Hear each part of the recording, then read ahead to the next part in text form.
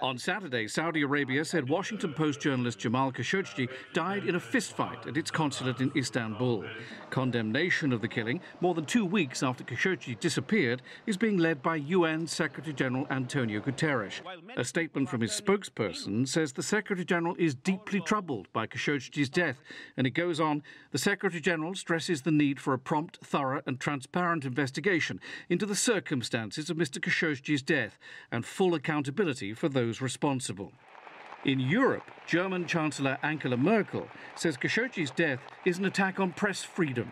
Diese Freiheiten, die sind aber auf der Welt alles andere als selbstverständlich. Those freedoms cannot be taken for granted all over the world.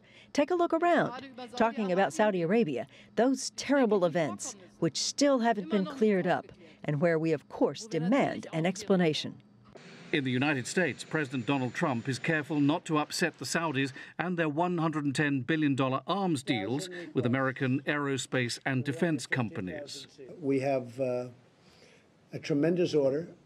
Probably the people around this table have the vast percentage of the $110 billion order from Saudi. Saudi Arabia has been a great ally, but what happened is unacceptable. Turkey says it hopes to know before long what really happened to Jamal Khashoggi. It's seeking DNA samples to help the investigation. It believes he was killed by a team of Saudi agents. There's a good deal of skepticism over the Saudi explanation for Mr. Khashoggi's death, that he died in a fistfight. However, the kingdom's closest allies, the UAE, Bahrain and Egypt, are pledging support, saying it shows a Saudi commitment to finding the truth and taking the required legal action against those involved. John Terrett, CGTN, New York.